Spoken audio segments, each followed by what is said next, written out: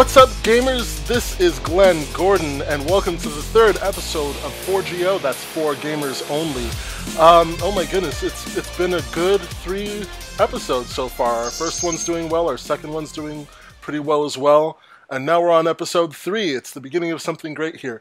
As I said, I'm your host, Glenn Gordon, and of course with me I have the crew for 4 Gamers Only. I almost said the most racially diverse gaming crew. I think I'm on RDGH for a second. Starting with Ben, the original Ben Sterling. Ben Shillabeer-Hall, how are you? I'm pretty good, thank you. How are you today? I'm good. I just came from PetSmart because my cats knocked over all their food into...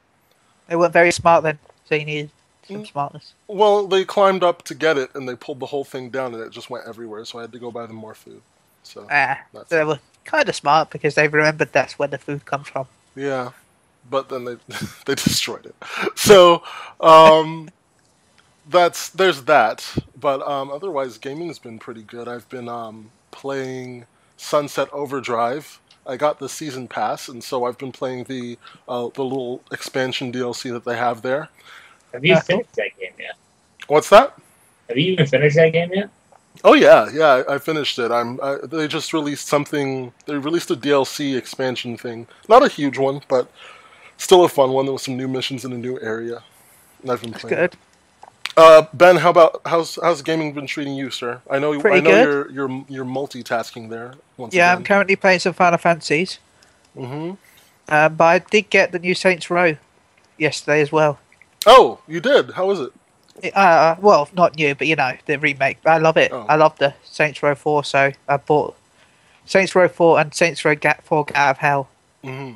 I was supposed to get a copy from Streamwise, but I ended up not being able to because of reasons. But I also ended up buying my mate a copy because he didn't have any money, so for my birthday I ended up buying someone else a game. Best birthday ever. Right? the gift of giving. Sometimes, man. I also bought tickets to see Jimmy Carr in November, so I can't wait to see that. This guy. But gaming-wise, just Saints Row and Final Fantasy. All right. You heard him commenting on Ben's his birthday there. Yeah. Garri Bagdasarov, formerly known as KGB Garri. How are you, Garri? I'm still KGB Garri. You're still KGB. KGB Garri forever. That's right. I'm alright, man. How are you? I'm good. Wait, I said this already. Yes, you did. That's just what I do right after I... When someone I'm the says same, how Gary. You just have to... someone might have said just a second ago, but it's just automatic. Yeah. I just had a little moment of deja vu there. Guys, it's been a pretty good week. There's been a lot of new information. Xbox had a little event. We're going to talk about that. We're going to talk about a lot of Xbox stuff, actually. Last episode, we had a lot of PlayStation stuff, a bit of Xbox stuff, and like one Nintendo thing. And this week, we have a bunch of Xbox stuff, a bit of PlayStation stuff, and no Nintendo things. We do have some PC things, though. So let's get to it. Actually, let's start with our tweets, because we have a few tweets. If I can just get to them on my computer. Ah, there they are. Okay. The Fonz at SNova34Z, he says, I have PS Now before the subscription and was still able to get the free trial on my PS4 and the games transfer over to my PS3 and Vita. So if you are looking into PS Now, Fonz is having some interesting results there. Before the subscription, he still got even though he still had the subscription, I can't speak. What was I saying? Yeah, even though he had PS Now before, he was still able to get the free trial. That's what I was trying to say. My tongue's tied. I'm just going to stop. So check out PlayStation Now at Shifty25, Tori D. He says, shouldn't it kind of be that way? Oh, that's right. I had sent a tweet saying that the Evolve beta is good, but it still feels really unbalanced. The monster kicks the hunter's butt so easily. Tori replied with, shouldn't it be that way? Evolve is definitely a game where if the hunters don't communicate heavily, you lose every time. And yeah, that's true, but at the same time, there needs to be balance. There needs to be balance. I just came from GameStop a couple days ago, and I was talking to one of the people there about Evolve, And I was like, well, yeah, there's unbalance because the monster always beats the hunter so easily. He's like, are you serious? Because Evolve released a statement saying, hey, we're sorry that the monster's so weak. And that's news to me because I have never once seen the hunter beat the monster. I have never seen that. And I sat there watching Twitch all day, just watching Evolve, and I never once saw the hunter beat the hunters beat the monster. Only the monsters beat the hunter. But apparently there's a bunch of people experiencing just the opposite, that the monster's too weak and loses every time. I guess it just depends on what monster. Sorry, Ben, what were you saying? We did it a few times in the alpha test. You beat the monster? Yeah. It's not too hard, really. You just gotta make sure you find it. You just gotta make sure you got like defenses ready. You were about to say make sure you find it before it gets to the 3rd level, right? Yeah, pretty much. And make sure you got even if you can't find it, it's gone off. Make sure you got. Like I was playing the character with the mines, and I was literally putting because they have to go. The monster has to go to a certain area to actually end it. Mm-hmm. It's not just killing you; they have to actually do something to do it. So what I would do is I'd put mines right round it. So even if they got to it, they've got no chance of actually getting to it because I put mines everywhere. Now I always found that I played it a few times. I didn't play it a lot, but my whole team would just be wailing on the monster, and at this point he got to level 3. But we would just be wailing on the monster for a good 3 minutes, and he'd still just be able to. There's really no escape once he has you in his targets, basically. Not really. Not if you're working as a team. We would. It was because I was in a party chat with mates. We were just discussing what we were supposed to do, and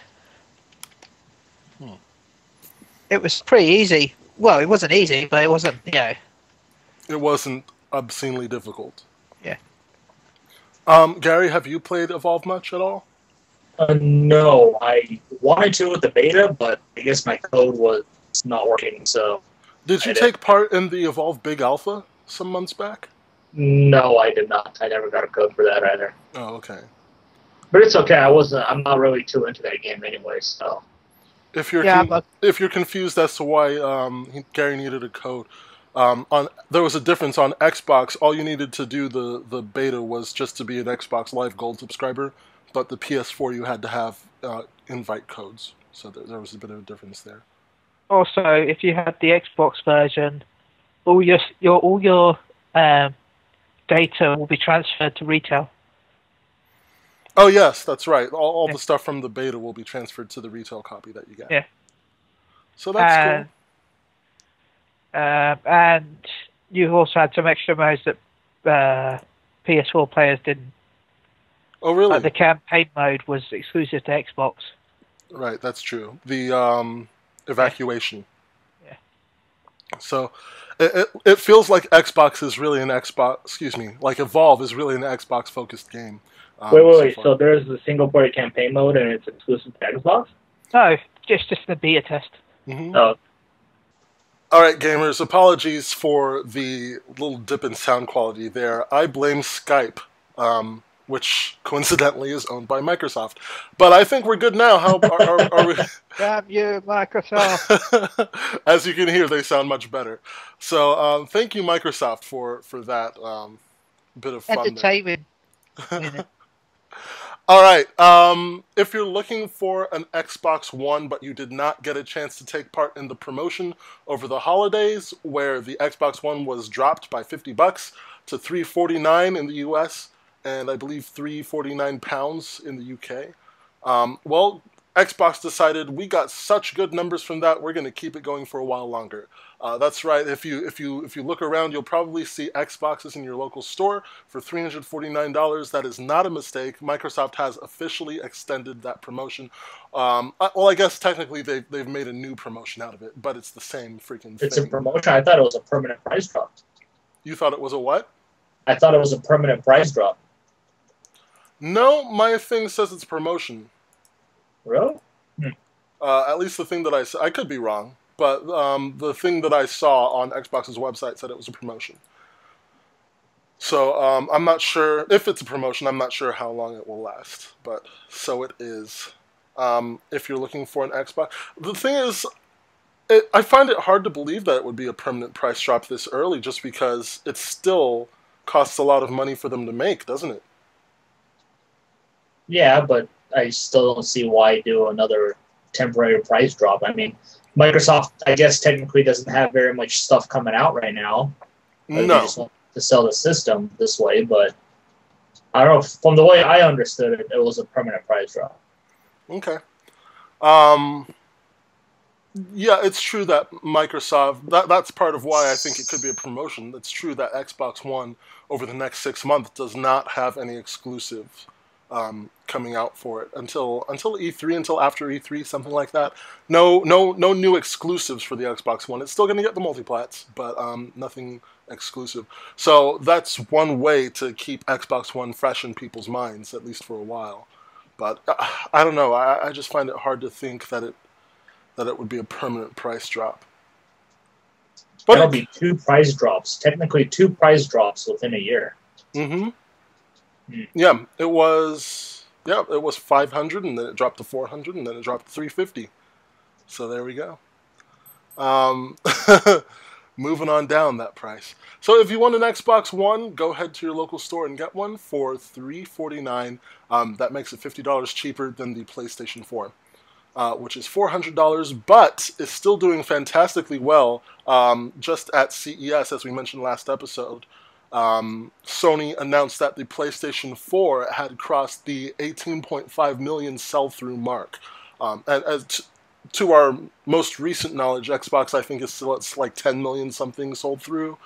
So it's probably a good amount more, but that's still millions, a gap of millions in unit sales. So PS4 is still doing absolutely fantastic. Some good games coming out in the first half of 2016.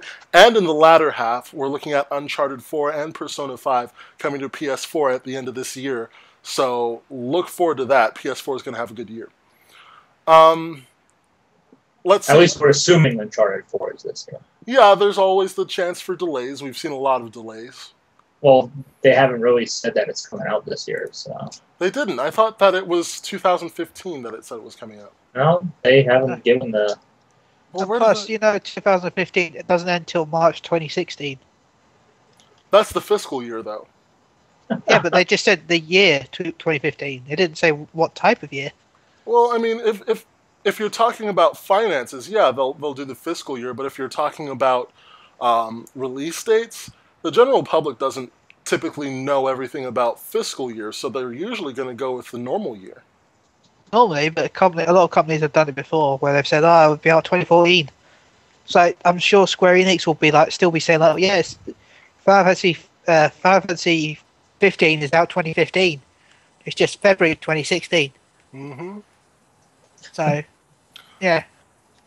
I'm pretty sure Final Fantasy 15 is actually 2015. That's going to happen.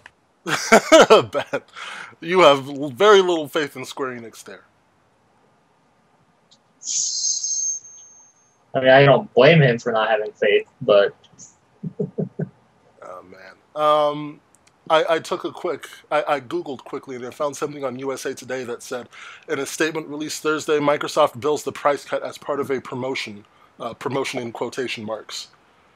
So it's not clear whether this is a temporary price drop or a permanent one. Yeah, because they didn't even say when this price drop is going away. No. So, I don't know. It's probably indefinite. I mean, they got some really good numbers over the holidays. Xbox did. In fact, for only the second time since launch, it beat the PS4 in month-to-month sales. So I would imagine that, especially in the first part of the year, they definitely want this going forward. Even if it's a temporary price drop, over time it might just end up being permanent, just because after a while of having it at this price, hiking the price up is going to be negative. But right now, I don't know. Right now, they said promotion, but I'm going to say this promotion is going to last forever. It might. It might very well. It might very well. Let's move forward here. I was at Walmart the other day, and I took a picture of something that I saw. Oh, goodness, where did it go? Oh, here it is. I want to take pictures at Walmart of other people. No, it's not a picture of other people. And Why would I do that? For anyone in the UK listening, Walmart owns Asda, in case you ever get confused. That's true. Walmart does own Asda. It's the same kind of thing. I just sent Ben and Gary a picture of what I saw. I saw this display, and it had Alienware's giant alien head on it and with red eyes, and it says "Liberate your living room." It was basically the Alienware Alpha console. It's a Steam machine, and I mean, the display that was there wasn't on, so I didn't really see what the interface looked like. But the box looks pretty sweet. It's compact. It's smaller than the PS4. There was an Xbox One controller attached to it. And, I mean, this is the first time that I saw a Steam machine face-to-face. I'm interested. Liberate your living room, the Alienware Alpha. I think Dell owns Alienware, doesn't it? That is correct. Right. Have you guys seen any Steam machines yet? No, I have not, no. No. Okay. not really. Kind of. I've seen prototype-looking box things that look like PCs, but no, not So it's a actually Steam machine, but it doesn't have the Steam controller. It has the Xbox controller. Yeah. Right. I guess it would work with various controllers. Essentially, it's a computer. I mean, let's not even try to disguise it as a console. I mean, Alienware calls it a console. You can hook it up to your TV, but it's basically just a PC. In that, just the pricing, it has Windows 8.1 on it. You know, I mean, this is a PC. Like, not even, it's a PC that just plays Steam games. So, what I'm trying to say is, I'm not sure it's worth buying if you already have a PC. Because this thing starts, and this is limited time pricing, it starts at $500, all right? And with that, you get a Core i3, an Intel Core i3, Windows 8.1, and 4 gigs of memory, as well as an NVIDIA 2 gigabytes GDDR5 graphics card. And I'm sorry, I know that's very technical for those of you who are not tech savvy. And then at the higher end, the fully maxed one is $900, i7 processor, Windows 8.1, 8 gigs of memory, and still 2 gigs of DDR5. And it's like, if you have just a computer, you can go to Best Buy and buy like a little mini computer and just plug it in the back of your TV, and it's the same thing. So I'm a little confused. Once again, I mean, when Steam first announced the Steam machines, I was really confused as to what their goal was, because if you have Steam, chances are you're a PC gamer. Even if you use consoles too, you game on PC. So why then would you purchase a separate device to play those exact same games on your TV? That doesn't make sense to me. And that makes even less sense to me now, learning that these things run Windows 8.1. They don't even run the SteamOS thing that Steam made, which is based on Linux. So, I don't know. What do you guys make of this? What do you make of the Alienware Alpha and the Steam machine thing going on? To me, I think it's the convenient. Like you said, you can just plug in your PC into your TV and play those games. But to me, that just sounds like a hassle in a way. I think the Steam machine, is going to be great for people who have all these Steam games, and they can buy these games sometimes at like 80% off their Steam sales, and play them on their TV like a console. To me, it's a console that runs Steam, pretty much, is what it is. But if you have a PC, that you game on, then what escapes me personally is, why spend $500 plus to play those exact same games on your TV? Like, it's more than just a matter of convenience, because a lot of PCs have an HDMI out, and if your TV is nearby, or if you can move it nearby, all you have to do is plug it in and save yourself $500 for a machine that's probably less powerful than the machine that you already have. Well, I understand that, but I don't know. To me, just the convenience of it, just it's pretty much an extra console that you have, that you can just play all these games that you already own. You don't have to rebuy them. You can pretty much get new games a lot cheaper than you can on the PS4 or Xbox One or any other console. I don't know. To me, like, we have this version, but if you remember, they announced like 4 or 5 different Steam consoles that they're going to release with different specs. Sure. So there's going to be the super powerful one that's probably going to be over $1,000. But I don't know. To me, I think it's the idea of playing all these games. For me, I have over 100 games on my Steam account, and I can play those games like a console. But so I guess here's my question: because you have 100-something games on Steam, and you have a PC that you play them on, would you then? And by the way, I figured out this limited pricing thing. The retail price is $549, but limited time there's $50 off. So would you pay $550 to play those same games on your TV? Not at the moment, no. Because most of those games are also I have on my console as well.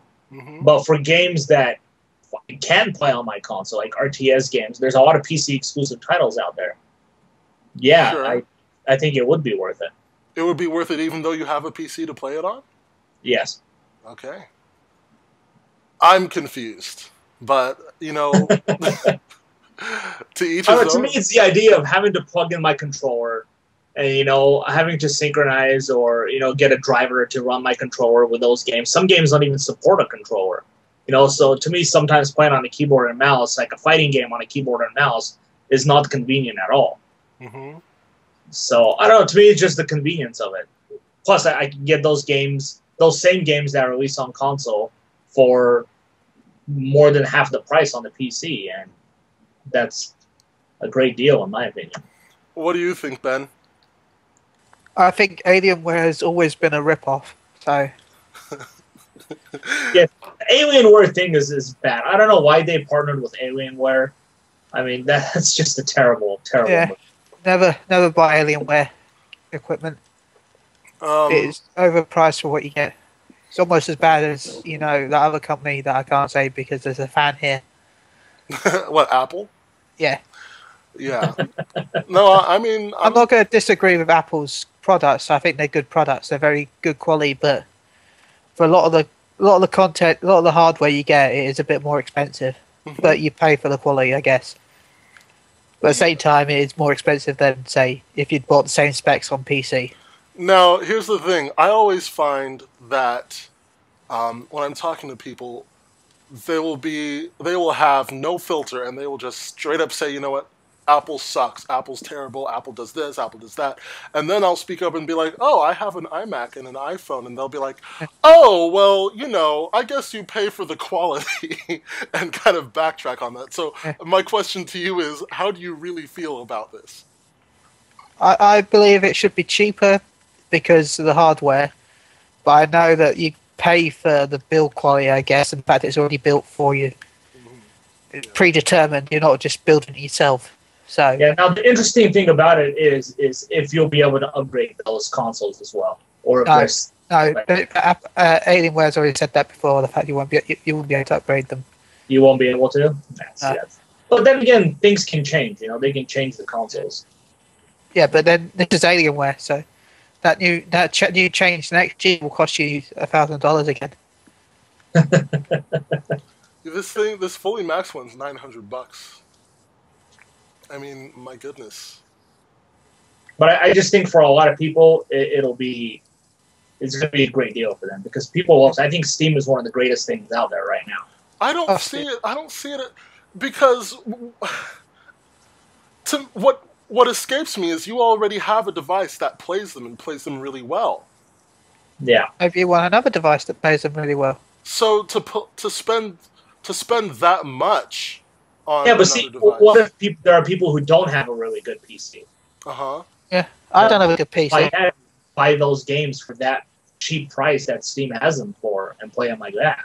Or you could just buy a PC, like an actual PC. Like, you can get a PC that is far more powerful than any of these machines for about the same price. Like this $900 one, Core i7, 8 gigs of memory, and the graphics card is the NVIDIA GeForce GTX, 2 gigabytes of DDR5. You can get far better than that for the same price on a normal PC. I just want to say it would be GDR5 on a graphics card. Say that one more time. GDR on the graphics card. Not GDDR. GD. You said DDR. Sorry. Oh, I Not meant to say GDR. I meant to say GDDR. Sorry about that. Yeah, it is GDDR5. Yeah. Like the alternatives to me would be, if you don't have a PC like that, that's money that you can use to get a PC that's even better than these. It's true, but I don't know. Some people just don't like the PC, man. But maybe they want a box that lights up because Alienware stuff normally lights Yeah, up. I mean, yeah, it does. I can just take my Steam console to my friend's house now and just put all my Steam games on there. Sure, you could do the same with your PC. Yeah, but taking a PC to a friend's house is a completely different story. I take my iMac to my friend's house sometimes. But my iMac's basically just a big screen with a stand on it. Exactly. This is a whole freaking console, man. Well, if he has a TV over there, all you have to do is take the tower or take the box. You don't have to take the monitor, right? Yeah, but towers can be so heavy sometimes, man. Depends. It depends. They're getting better all the time. But anyway, we've been talking about this for a while, so My PC tower is amazing. It spins and there's lights. it LEDs. spins? Yeah, the fans. There's LED lights behind the fans. Oh, So it's okay, like the fans. Right. So it's a little rave party behind the fan. I've always wondered amazing. what the benefits are to the liquid cooling. It helps. It keeps it cool. Trust me, it's a lot better than. It's fan better than cool. the fan? Yeah. But it costs a bit because you have to keep buying liquid for it, don't you? No, you don't. Well, you don't. You have to buy a refill every so often, but it's not that often. It's not that often. You probably I think it's once every 6 months or a year. Is it expensive? Nah, it's not expensive. That's good. But yeah, liquid cooling is the way to go. If you get like with my mate he's got two 290Xs and they go up to about 90 degrees. That's not bad. Yeah, so he keeps it liquid cooled and it stays down at about 60 odd. That's not bad at all. Well, I mean, 90 degrees isn't bad as it is, but No. 60 is fantastic. Like, that's cold. Yeah, unless of course he's got like a ridiculous game going on, then Right. yeah. Okay, we've been talking about that for a while. One more tweet, guys, before we move on. This was one more from Fonz. He said, by the way, have either of you been using PlayStation Now? I used it back when it was an open beta, yes. Okay. Well, he's asking, now that PS Now has started with its subscription, the services have been very buggy. Are you guys experiencing this problem? I'm not using PS Now at the moment, and I'm not sure. It sounds like you two aren't either. No, I'm waiting for it to be on Vita before I get the subscription. Right.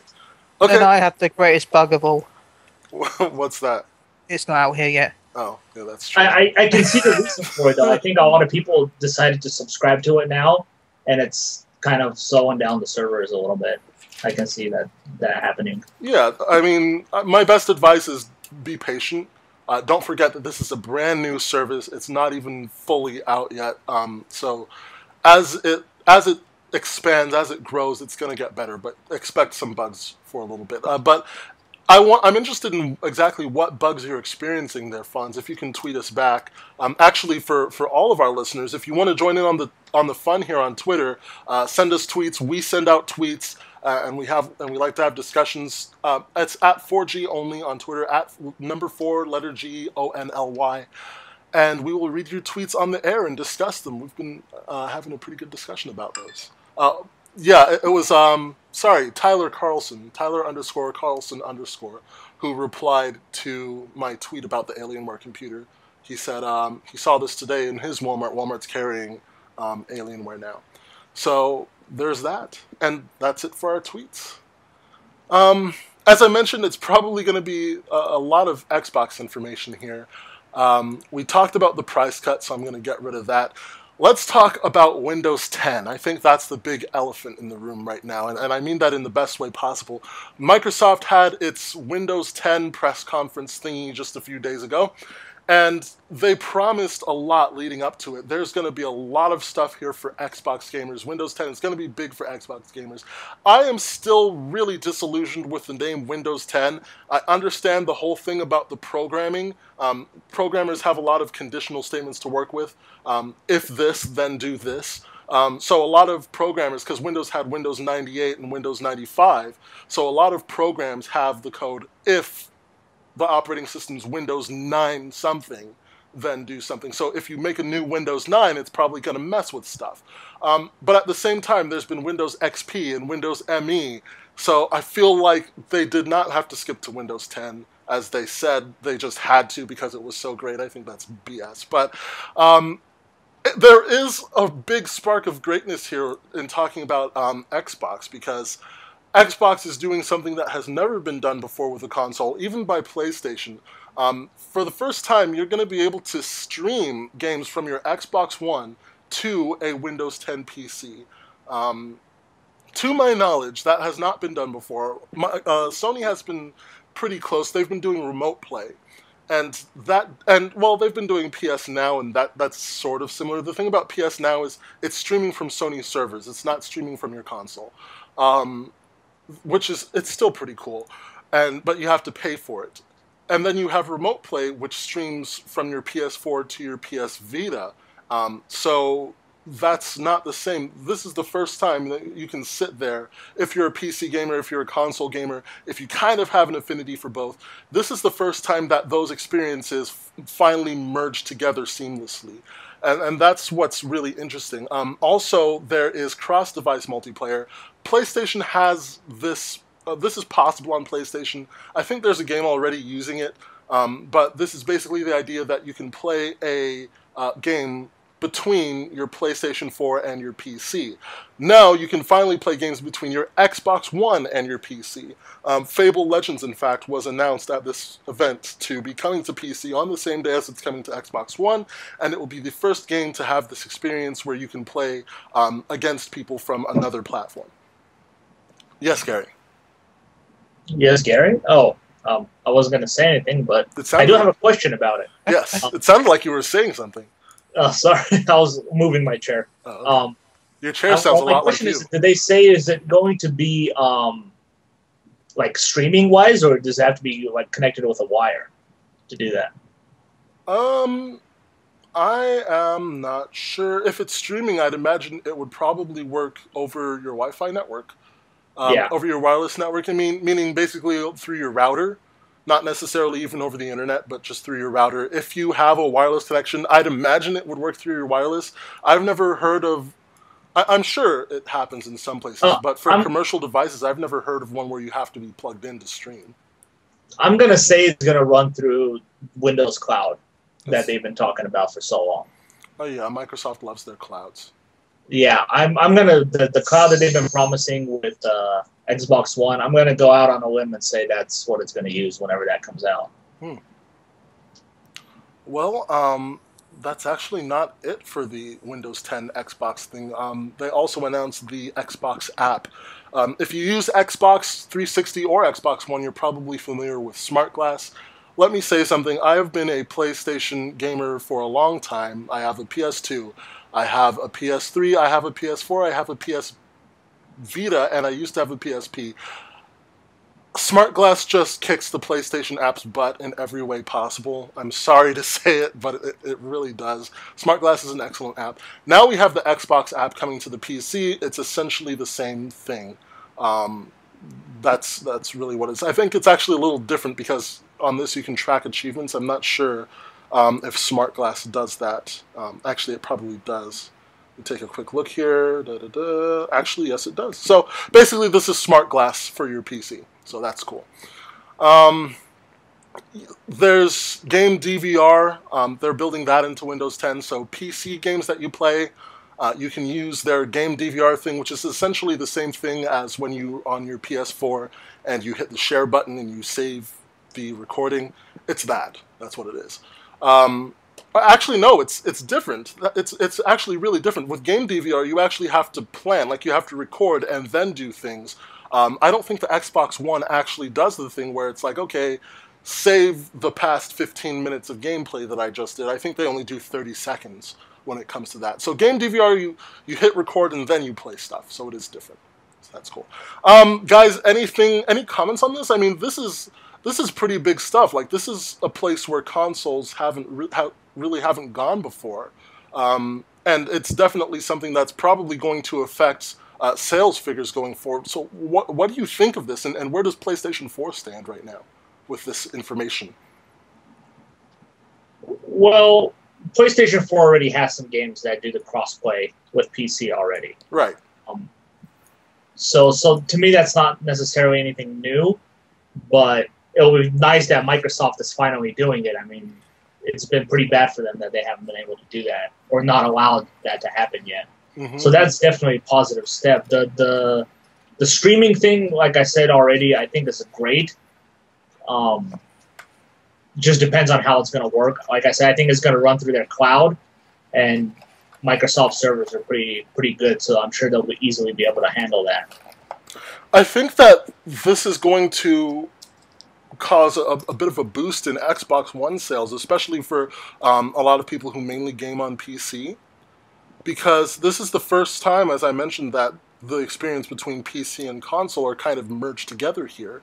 So if you're a PC gamer and you're like, oh, well, you know, I might like these console things too, this is the first time you can buy that console and still kind of enjoy the same kind of experience on your PC. I'm not sure if it will allow the keyboard controls. I'd imagine that, I don't know, because there's such a difference with keyboard controls versus a controller. Keyboard is so much more precise. So the streaming service only allows Xbox One controllers. The streaming service does, but what about the multiplayer one? Because if you're doing cross-platform, if you're playing a shooter, say you're playing Call of Duty, and because shooters require some precision, you know, and so say you're playing Call of Duty and you're on a controller and you're against people who have keyboards and mice. The keyboard and mice people are going to have an easier time with that precision than anyone with a controller. I can't remember what game it was. I know there was one on PS3 that came out. I think it was SOCOM. What was it, Ben? Sorry. I think it was SOCOM. Oh, it might be Killzone. I don't know exactly. I can't remember. But it allowed PC gamers and PlayStation gamers to, well, it allowed PC keyboard players to play the game as well. Mm-hmm. But what it did was it make separate rooms based on what type of controller you were using. Okay. So say if you're using the controller, you would have your own server room. And if you're on keyboard and mouse, you'd have your own server room. And if you're on using the Move, you'd have your own server room. But you could decide based on what you'd want as well. You didn't have to go in those rooms. You could go into, say, the PC one, the keyboard one if you wanted to. Could you see the Xbox One in the future, or the PS4 for that matter, in the future, allowing for keyboards and mice to be plugged into the USB ports or connected by Bluetooth or anything like that? Well, you can already use keyboard and mouse on PS4. It's all about the games supporting it. Mm-hmm. Yeah. Because Final Fantasy supports keyboard and mouse. I play it with keyboard and mouse. Depends on if the game supports it. Okay. So we already see some kind of support there. So they even did it on the PS3 when Unreal 4 came out on the PS3 as well. You could use a keyboard and mouse on that. Mm-hmm. Yeah. That's cool. That's really cool. Okay. Well, I guess my next question is, what do you think is going to happen with PlayStation? Because, as I said, this could affect the numbers a little bit. This could give Xbox a little bit of a boost. And, I mean, with PlayStation Now being a paid service, it's not the same kind of thing. What do you think is going to... how do you think PlayStation would counter this if they even decide to try? PlayStation Now, easily. Well, PlayStation Now is a paid service, though. Yeah, but they can counter it by saying stuff like, but you might be stuck at home with your Xbox One. With PS Now, you can access your PlayStation games anywhere, anytime, at any place. Mm-hmm. Around your friends, you can log into your account on his PS4 and play your games. If your friends don't have a console and he has a smart TV, you can log into your account using your TV and connect your controller. But if you can't even do that, you can even load the app on your Vita or possibly your phone and carry on with that. You can play anywhere, anytime. Do you see PlayStation releasing an application for PCs, an emulator of sorts that receives PlayStation Now? Like, do you think, do you see it possible in the future that PlayStation could release a program on a computer that receives PlayStation Now in the same way your PlayStation Vita or your PlayStation 4 might? Well, I think that's a matter of time that they'll do that they said because that they they'll do that said because that they plan to do that. It's just they're taking their time. yeah, I don't see a reason why they release it on every device except a PC. Yeah, that just wouldn't make any sense. It's coming to TVs, it's coming to phones.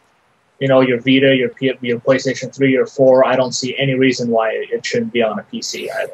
Well, the fact that it hasn't yet even been announced in the plans at all. Not saying that it couldn't still be a plan, but the fact that that hasn't been on the map yet is probably...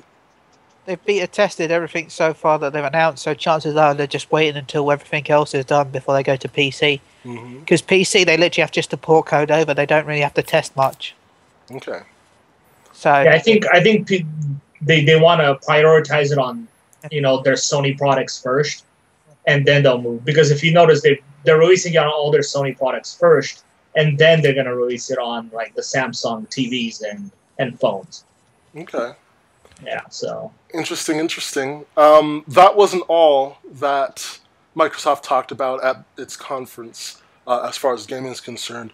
PC gamers rejoice! DirectX 12 has been announced. One thing, Glenn, though, sorry, before we change subjects. Microsoft also talked about the fact that they also plan to have it so you can stream PC games on the Xbox One. They said that at this conference? Yeah, no, it was just a little bit after that. Ladies and gentlemen, Gary's phone. Gary's phone was, but yeah, they talked about it just after the conference. How that it's not going to be planned at launch, but they hope to have it eventually. Okay, that's interesting. Possibly. That's really interesting. I wonder if they might try and find some deal with Steam to allow Steam compatibility with the Xbox One. I don't know, after they got burnt with Sony before. Steam did? Well, really, I heard the fact that Steam was sort of with Portal. Yeah, whatever happened to that? I never kept up with that. Well, if you buy a copy of Portal on PS3, you got a Steam copy for free. Right, because Steam, this was the first time Steam did anything with the console. And they came to the PlayStation 3. Yeah. With Portal 2. So, whatever happened, they never did anything with the console again. No, they did. Well, they had Counter-Strike, which is technically a Steam game, isn't it? Well, loads of. Yes. Counter-Strike came to console? Yeah, Counter-Strike Go. Where have I been? It never got released in Europe, though. Can I just say, I don't think Steam will ever come to console, simply because it. Well, I guess it could, but it'll kind of diminish the reason to have the Xbox Live Arcade store or PSN store in general. That's true. Because you'll just have two companies competing over the same thing. Now, if they brought over their Steam sales over, then Microsoft and Sony will lose a lot of money that way. Well, by the same token, by having Steam on Xbox, not only is Xbox cheaper than the Steam machines that I'm seeing here, but it plays Xbox games too. So it's they love their one thing. That's one device that plays Xbox and one device that plays Steam in the same device. That could make them some money. I mean, that would sell some Xboxes. Like that would definitely hurt them in software. But do you believe it would hurt them enough that the benefits of hardware might not make up for it? Yes. Yeah? Yeah. Plus... I mean, you have to look at the publishers and the developers releasing the games. Why would they release it on the Xbox Live Store when the Steam Store will sell for that much cheaper? Mm-hmm. And give Microsoft some of the profits when they'll pretty much be sharing. They have to split the profits 4 ways, and there's no reason for them to do that. Right, I agree. DirectX 12 was announced at Microsoft's event once again. DirectX 11 had a pretty good run, and now this is the next generation of DirectX. For those of you who are not aware, DirectX is basically the graphics technology that Microsoft owns, that Microsoft created. And basically, it's, let me just read what they wrote here. It says, we've enhanced our graphics technology to squeeze every ounce of performance out of your supported hardware and open up a new wave of innovation for high-end graphics. They promised greater complexity and detail on current PCs. Games authored or updated for DirectX 12 can run faster and have richer visuals. What's great about DirectX is it's not going to require you to scrap your hardware and get new hardware. It's probably going to work on what you already have, and it's going to create significant improvements to what you already have. It's going to get more out of your current hardware. That seems to be the selling point of DirectX 12 right now. There's also a little tidbit saying that Phil Spencer said it, I think, that said Microsoft was aware of DirectX 12 when Xbox One was created. So we'll see where that takes us. Also, DirectX 12 is exclusive to Windows 10. It will not be supported by 7 or 8. Yeah, well, we'll see how Windows 10 goes. I don't know about that one. But if you can upgrade to Windows 10 free... Yeah. Windows 10 costs nothing. Oh, good. Okay. Okay. Can you imagine? Like, oh my goodness! I remember when a copy of Windows was like $400, and then I switched to Mac. When I switched to Mac, I was super happy because when I switched, Leopard was out, and then when Snow Leopard launched, it was only like $30, and then I think it was the next one after that, Apple was just like, you know what? Screw this. This one's free. And, I mean, ever since then, Microsoft's been doing the free or cheap upgrades as well. So that's, like, from $400 down to nothing. I mean, that's pretty nice.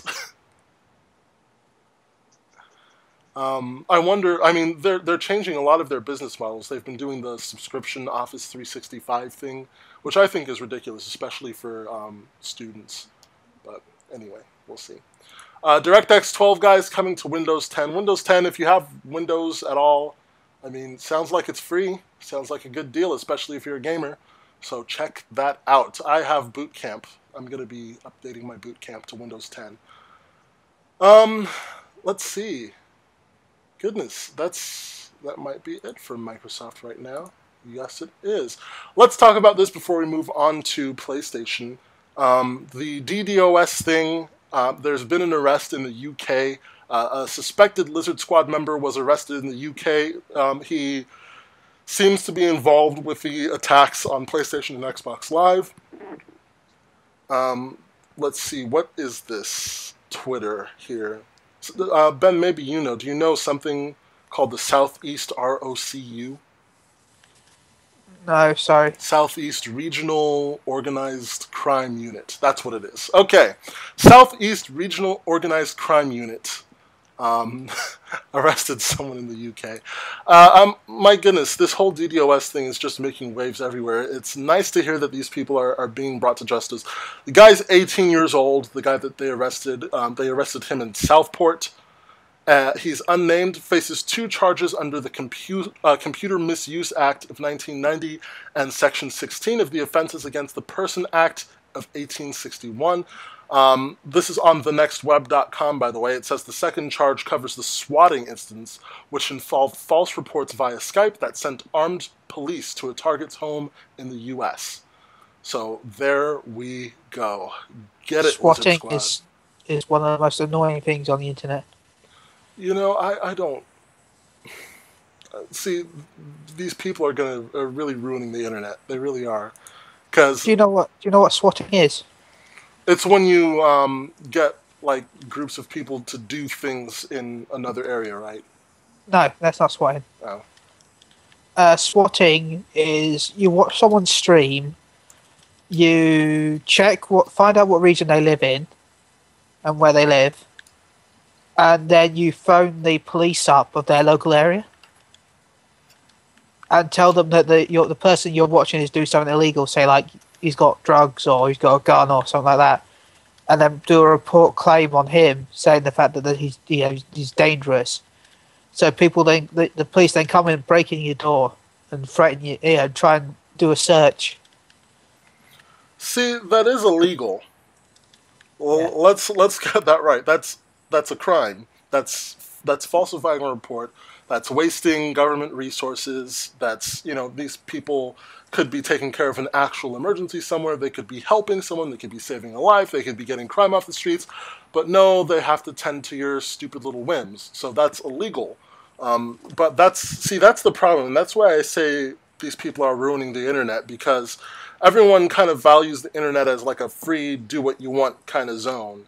However, now people are finding all these new ways to harm people, or to bring harm, or to bring inconvenience, to deny money, to deny finances, to deny business.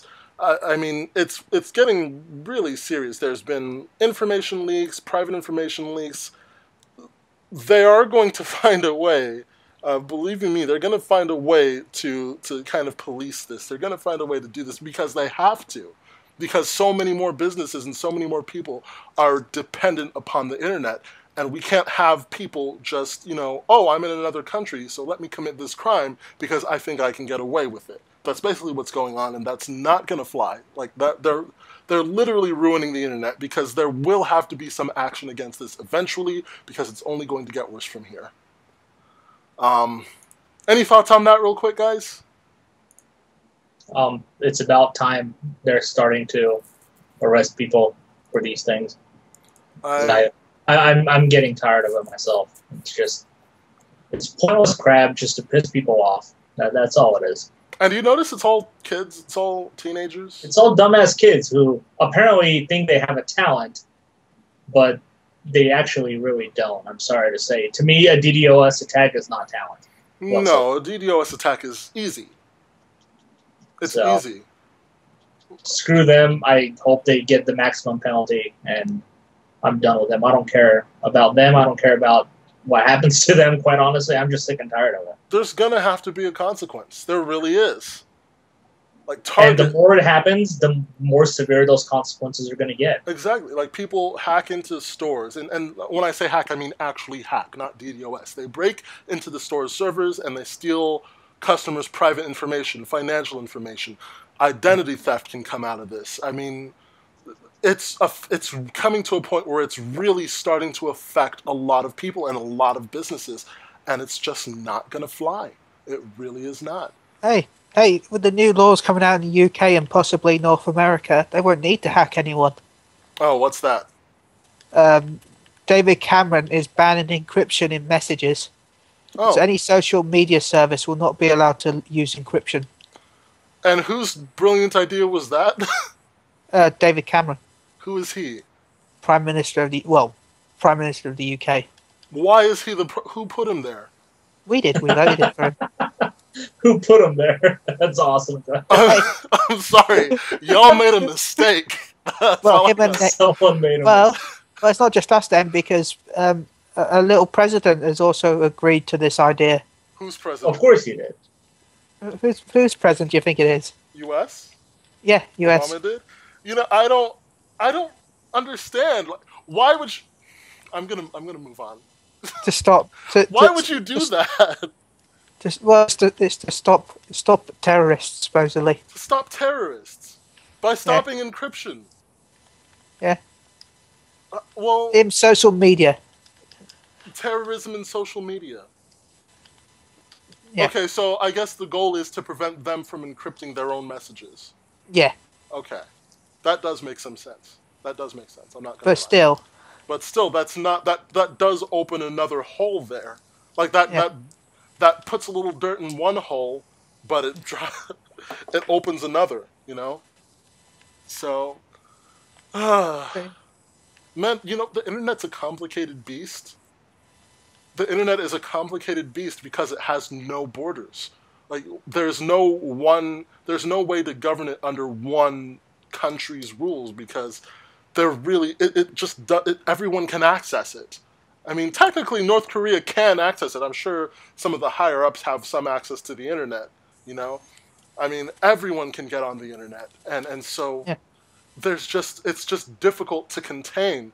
But believe me, with all of this going on, they're going to find a freaking way to contain it. So there we go. It's like prohibition, man. You can do whatever you want, but people will still find a way around it. Doesn't matter what it is. Yeah, but there's going to be. What I'm saying is not just prohibition. There's going to have to be like a consequence. Like, it's crime, Oh yeah, and like I said, those consequences are going to get worse and worse and worse. Mm-hmm. And soon you'll be seeing people, I did a DDoS attack, and all of a sudden they're getting life sentences. Yeah. You know, the more it's going to happen, the more... Well, I don't know about a life sentence, because a DDoS attack is almost like a virtual hostage situation, isn't it? It's like taking a hostage, because if hacking is like a robbery, hacking is like breaking into a building and stealing something. But a DDoS is just like taking everything, locking the doors, firing a gun, and shutting everything down. So, I mean, and if you compare that to a physical crime in the real world, do you think that that might have a similar penalty if they decided to add a consequence to this? Or do you think it really would just extend to a life sentence automatically? Like I said, the more it's going to happen, the more people are going to have issues with it, and the more severe the consequences you're going to get. It's kind of just like animal abuse now. Or before it was like, oh, okay, you know, you'll go to jail for a few days if you kill your dog or something like that. Now it's considered like a murder of a human. You're going to get some severe penalties for that. By the way, I'm just going to throw it in there. I think it's a shame that animal abuse consequences are not stronger than they are. Oh, they are now. Right now. Yeah. Like I said, there a lot of states are now considering a murder of a dog or something like that. Oh, you said a murder of dog was like that. Okay. Yeah. Okay. All right, let's move forward. We're going to get to Sony soon, I promise. But there's one more thing to talk about here. There's a weekend sale on Amazon featuring several different games. This is on GameIdealist.com. Final Fantasy... Oh, goodness, what is this number? X1X. 14-2. X1X. XIX. Final Fantasy 14-2. Yeah. HD Remaster. 30 Fantasy 10 and Fantasy 2. I don't know. I don't know. I'm literally saying Final Fantasy XIX-2. That's what it says. No, that's 19. No, that's Fantasy 10 and 10.2 remaster. Why would they put a freaking I there? That's a XIX is 19. No, it's a dash. It's a bracket. Let me show you this is what I have. I'm gonna copy this and paste it right in front of you. Yeah, please do, because this is what I've got. Oh, it's that big line thing is what it is. Yeah. You know, okay, if you hold shift and then the button directly over your enter key, it's that, but their font that they use here, it looks like a letter I. So I'm reading like XIX, and it's really just X. I've seen 19 too. From the future. I'm never going to Game Idealist again. Just saying. Final Fantasy 10 and 10-2 HD remaster. I knew something was wrong. I was like, really? Oh, okay. Once again, discounted by 30% on Amazon. The Evil Within is 66% off on PC, or 50% off on Xbox One, 360, or PC disc. The 66% off is the digital. PS3 and PS4, you can get them for 33% off. Gravity Rush is 70% off. Knack on PS4 is 67% off. By the way, if you haven't played Gravity Rush on Vita, you're missing out. It was free for PS Plus subscribers for the longest time. Recently left, I think. 70% off now on Amazon. Knack is 67% off only on PS4. What? For the Wii, Super Mario 3D Land, 27% off. What were you saying? I don't think Knack was ever free on PS Plus. What? Gravity Rush? Oh, Gravity. I think you said Knack. I was like, no, what? Gravity Rush was free on PS Plus, not Knack. You can also buy the amazing futuristic Fantasy 1019. 1019, yeah. You know, my friends and I, my former roommate, his name was Mike. Shout out! I have a lot of Mike friends. My second roommate, Mike, he was telling me that he he bets that Apple has the iPhone 16 in production right now, and like all of their servers are iPhone 16s, and they just release them one at a time. It's like, oh, well, this one has a better camera, so this one's planned for now. But right now, they just all use the iPhone 16 as their servers. Like, it exists already, they just don't release it. They just release it on schedules. That's what he says. So, I don't know. That's definitely false, by the way. Just saying. There are also a bunch of other video game deals right now on Amazon, including WildStar, which is usually 40 bucks, it's now 20 bucks. Accessories, the Turtle Beach i30 premium headset, usually 300, now 200. Wolf Among Us, usually 30, now 20 on PS4. There's a bunch of different things. Go to Amazon right now and check these out. You're not going to regret it if you're looking to buy some games and gaming accessories. Okay, let's talk about Sony. Actually, let's take a time machine trip back to 2011 when PlayStation Network suffered a huge breach, probably the biggest breach in gaming history. More than 70 million accounts were hacked. Personal data was stolen, was taken for 70 million accounts. The network entirely was shut down for nearly a month. This is old news. It's now 2015. This was in 2011. However, this is still going on. The ripples are still there. Sony is now compensating PlayStation Network account holders that were affected by the breach. This comes from a class action lawsuit. This is the compensation settlement. It may sound familiar to you. Let me just read this paragraph here. If you had a PlayStation Network, by the way, this is on GameInformer.com. If you had a PlayStation Network, Curiosity, or Sony Online Entertainment account before May 15, 2011, then you were affected by the breach and are eligible for a few different compensations from a list of choices depending on the service or services you were or are subscribed to. There are a few options ranging from money back to free additional time with paid services. Regarding PlayStation Network, there is the option of getting some free games, some free dynamic themes, or 3 months of PlayStation Plus if you are not already a Plus subscriber. Do not get your hopes up on that latter part. If you had PlayStation Network at the time, you have already been compensated. Here's what they are offering. For PlayStation 3, Dead Nation, Infamous 1, Little Big Planet, Super Stardust HD, Rain, Puppeteer, Invisimals Lost Kingdom, and God of War HD. For PSP, that's Little Big Planet, Mod Nation Racers, Patapon 3, Killzone Liberation, Wipeout Pure, and Siphon Filter Dark Mirror. This is pretty much the same stuff they offered back in 2011. So basically, this is just covering if anybody was affected and did not get these rewards, you can still get those rewards. Dynamic themes are Wipeout HD, Uncharted 2 Among Thieves, Uncharted 3 Drake's Deception, Tokyo Jungle, The Last of Us, and Ratchet & Clank. So if you haven't been compensated for the 2011 breach and you still give a crap, get your free stuff, I suppose. If you're part of this class action lawsuit, all I have to say is I don't know why you're bothering. I guess there is the idea of free stuff. Whenever someone says free stuff, everyone, why not? They're giving stuff away. But the fact that Sony is still having to compensate more people, even though they already did, I mean, they already said everyone who was affected got compensation for what happened. But the fact that this is still going on just kind of boggles me a little bit. Anything that you guys have to say about all this? I'm right there with you. It's kind of irritating me too. If you got your shit already, move on. Yeah, move on. Right now, I think that what everyone's going to come for is the free junk. However, if anyone's actually legitimately upset about the breach still, it was 4 years ago, dude. Do something else with your life. That's all I've got to say. Like, whenever someone says, hey, we're giving away free stuff, if you haven't gotten it, here, get it.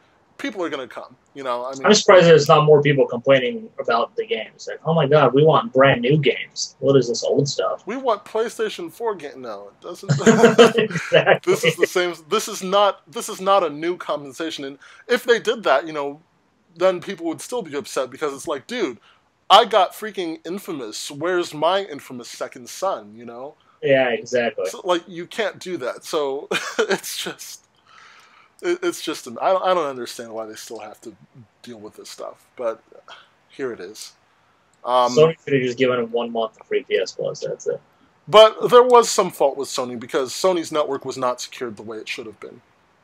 No. So, I mean, they don't really have anyone to blame but themselves. And yes, the hackers too. I am never going to take away from the blame from the person who actually committed the crime. I'm never going to do that.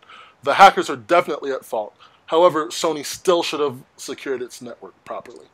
So, there's that. I hope that this can be put away soon. More interesting news for Sony.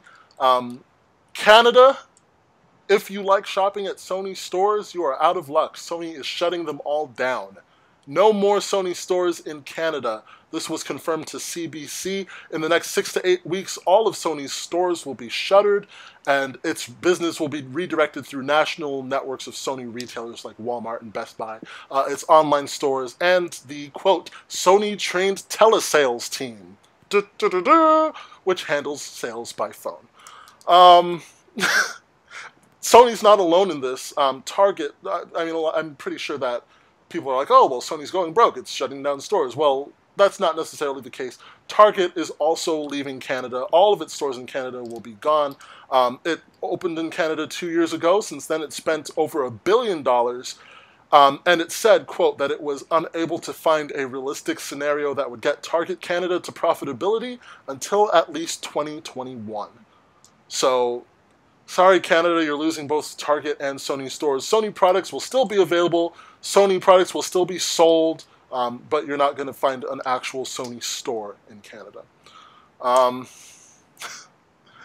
Thoughts here? I could see why. I mean, those things cost a lot of money to maintain. I mean, Absolutely. all that is all Sony. That's not exactly anybody else, you know, holding the building up, I guess I can say. I don't know. Like, this is all Sony's profits, and if we all know Sony's kind of financially in trouble right now. So, to me, I don't see a problem with this. I mean, if you can still get all the Sony products, why should Sony still pay to keep these stores open when they can just have somebody else hold it for them? Now, Target's doing it too, though. This isn't just Sony. Well, I don't know about Target. I don't know what Target's problem is, but... Well, Target said, well, I'll repeat it here. It said that it was, quote, unable to find a realistic scenario that would get Target Canada to profitability until at least 2021. Okay, so they don't like shopping at Target. Okay. They're just not making, I mean, it will eventually become profitable if they stick it out for another 5 years, but, I mean, they're not willing to do that. They've 2 years and they spent $1 billion. They're not going to wait another 5 years for a profit, you know? So, I mean, do you think that this could be the same situation with Sony, or do you think, oh, well, it's broken, we're losing money here, and we're just not able to handle this anymore? I just don't think they can really take the money loss anymore. Ben, you've been quiet. You didn't even comment on the whole thing with the compensation. What do you think about that and this? I think why do we need it? We got our free games. Yeah, I'm happy with the compensation I received when I received it when the thing happened. They even gave us, I mean, the place still emails me. I don't remember what it's called, but basically it tracks your identity, basically, and it lets you know if anyone might have stolen your identity. They gave you like a full year of that, and that's expensive. And like up to $1 million in coverage if something was stolen, if you took losses, free of charge to everyone affected, to 70 million people, free of charge. That's ridiculously expensive. They compensated. Believe me, they compensated. So I agree. But Ben, what do you think about Sony Canada and Target Canada closing all their stores? I'm starting to think there's something to do with Canada. Maybe Canada has some sort of new anti-America law, some sort of anti-tax law. Or I wish Dane were here, because Dane, he's in Korea right now, but he's from Canada. Maybe it's some sort of ain't your buddy guy law. I don't know. Sorry, Canada, but you'll still get your Sony products. Frankly, there's a Sony store near me. I'm in Orlando. In the Mall of Millennia, there's a Sony store. I've been in it a couple times. It's pretty cool. They've got some cool stuff in it. But that's it. I've lived in Orlando a decade. I've only been there twice. Like, I don't think a lot of people go to Sony stores unless they're, like, right nearby. Like, I mean, even if you do, Best Buy is probably going to give you... I mean, they offer a better warranty service if you're going to buy something expensive there. You know, I don't think the Sony store does. So, frankly, there isn't a lot of reason to go to a Sony store, is there? Yeah, exactly. Unless you want only Sony things. Right. Like, I just don't see the purpose of them spending all this money to keep these stores open. Do you think that they should shut down Sony stores in the U.S. as well? I think they should shut down the stores everywhere.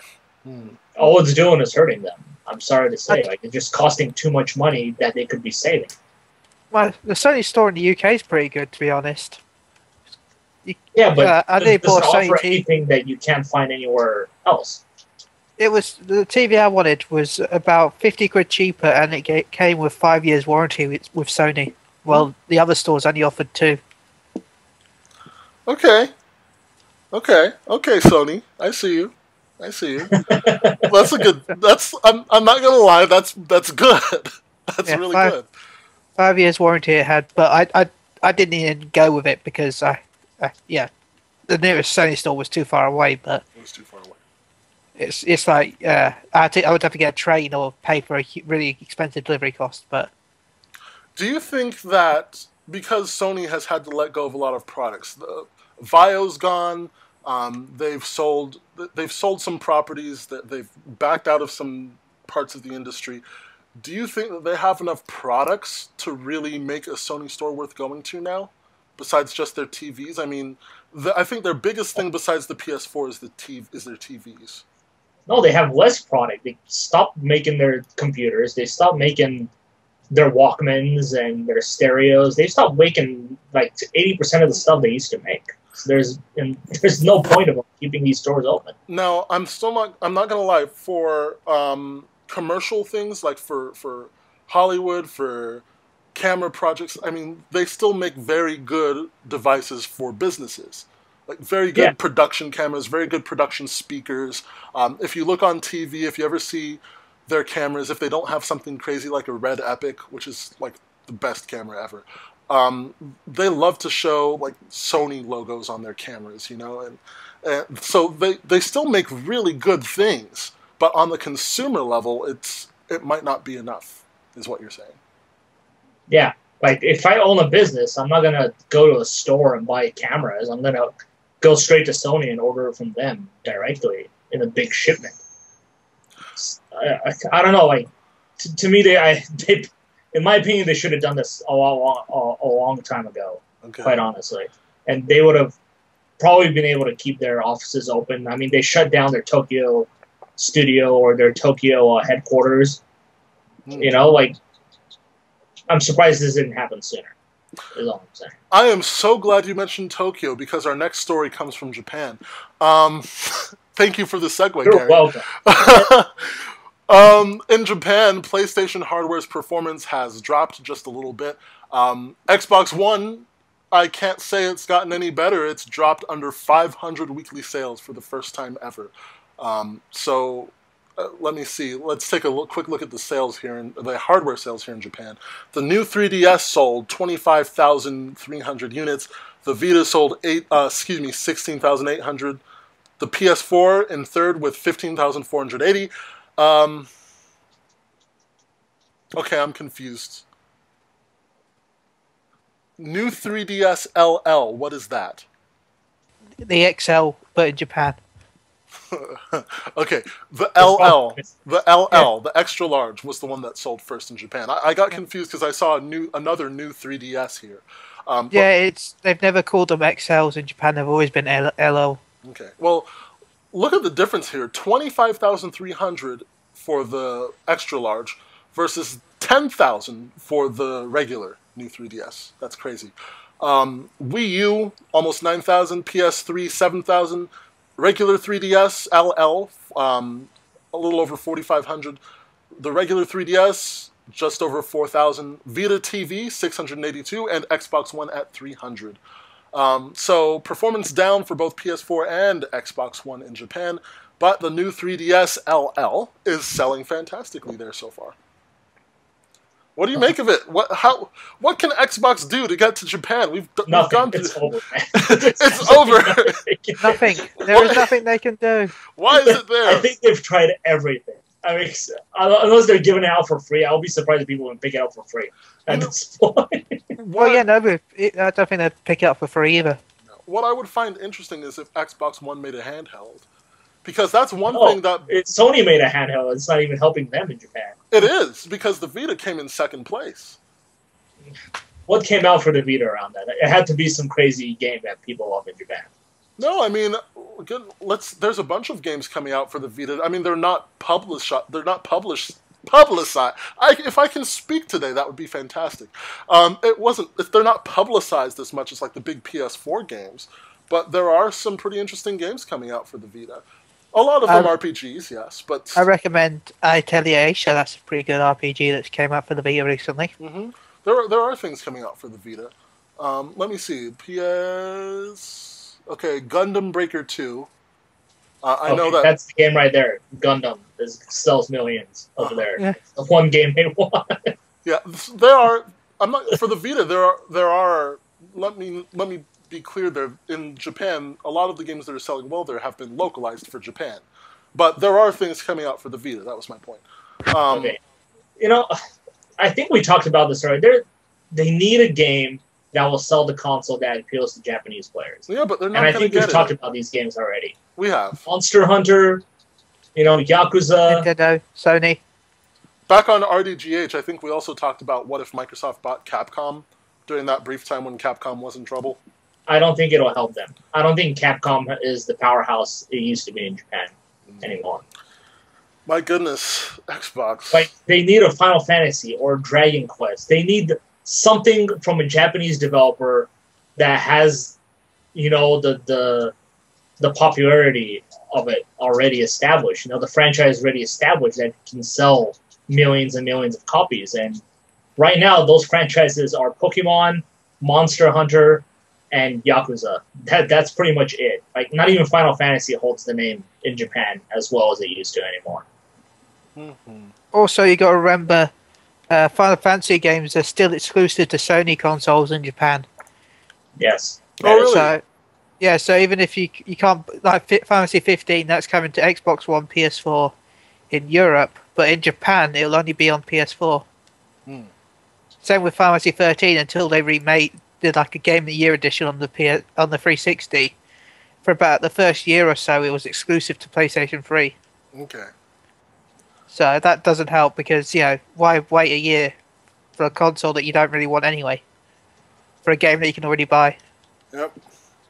All right, Xbox. Yeah, like, for Microsoft, I think Yakuza right now, if they can get a Yakuza exclusive title in Japan, they could probably sell a lot of units with that. It's interesting because my Xbox is actually on as I'm speaking, and every time I say Xbox, my Kinect is...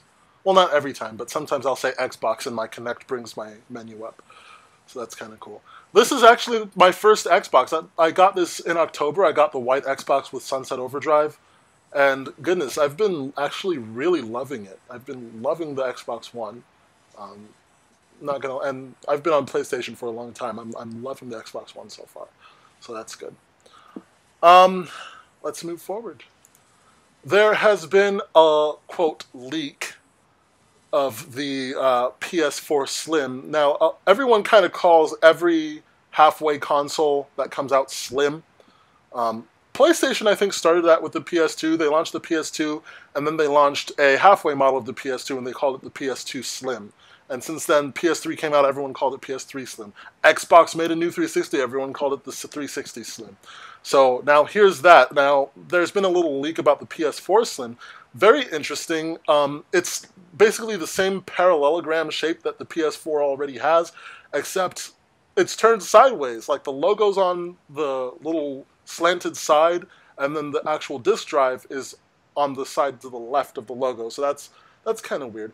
Now, everyone's kind of thinking this is fake, and I kind of agree. It's way too early for the PS4 Slim to be released, especially when the PS4 itself is creating the waves that it is. 18.5 sold, that's amazing.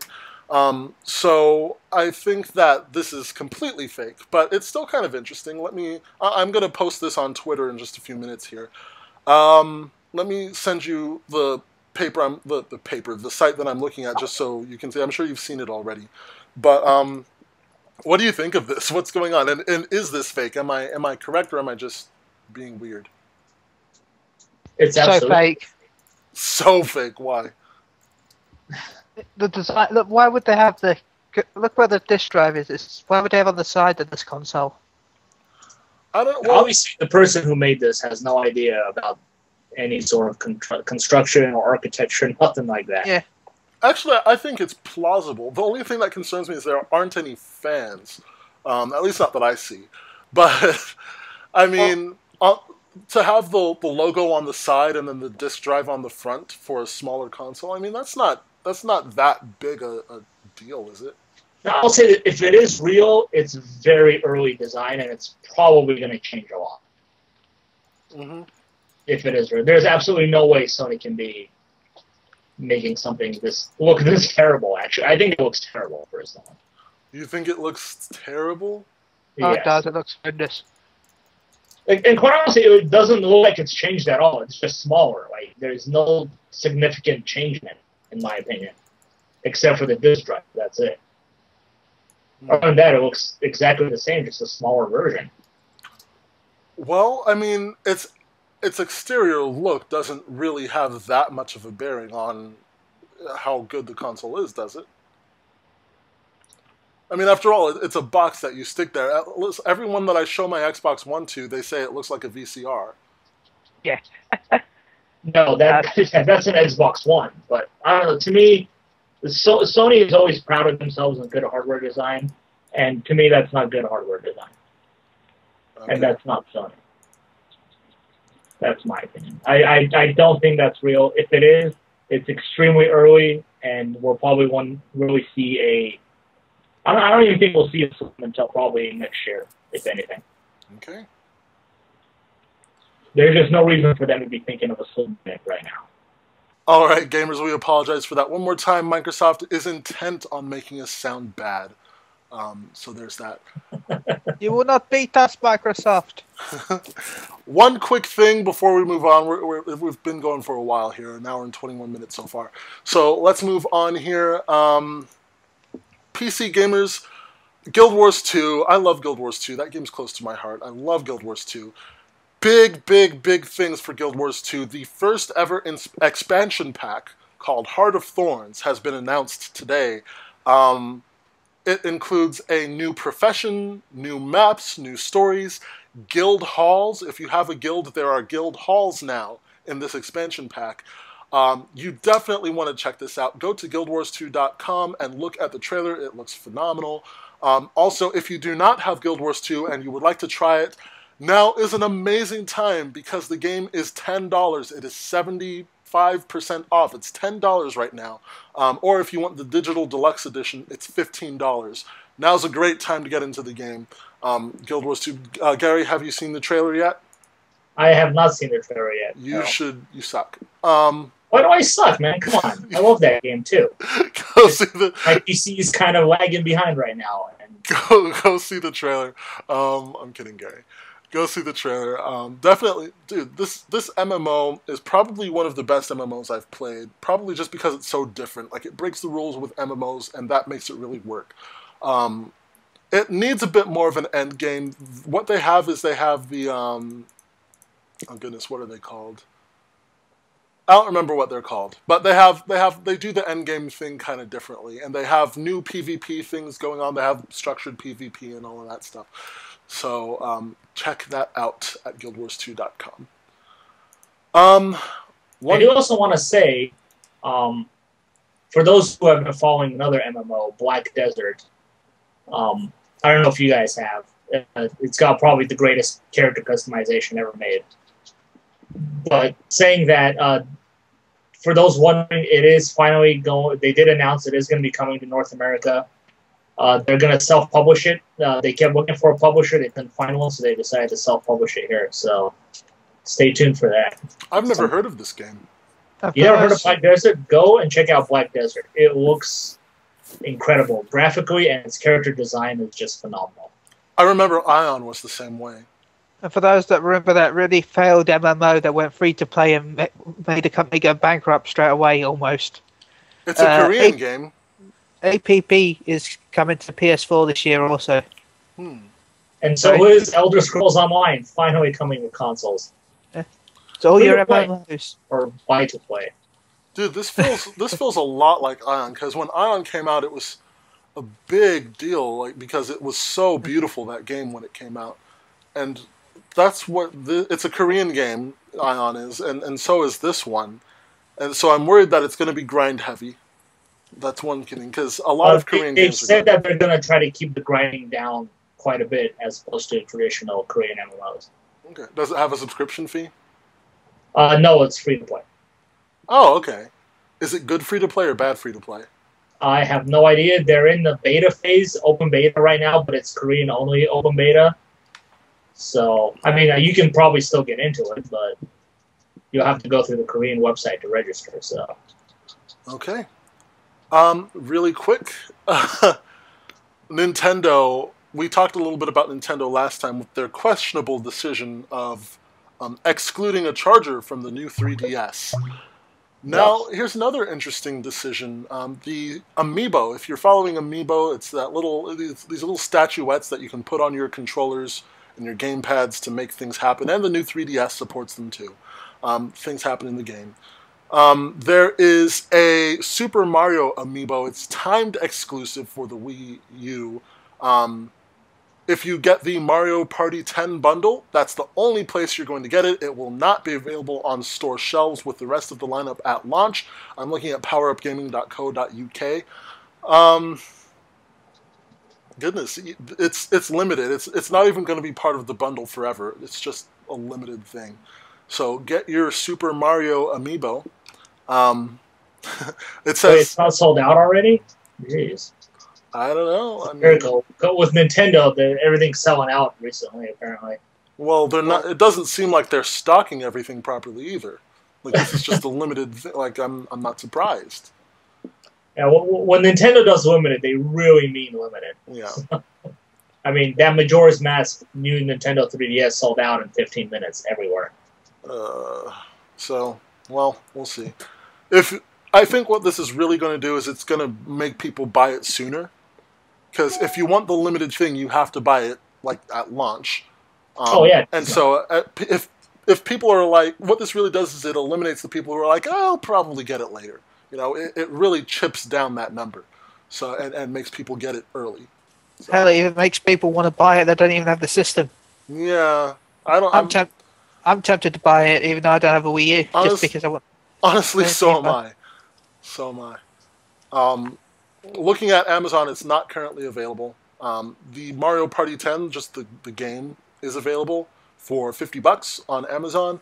The Amiibo bundle is not. I don't know if that's because it's not yet or that it's sold out. So, if it's not available, then it's sold out. It's sold out. Okay. Well, there's that. Guys, guess what? It's NPD week.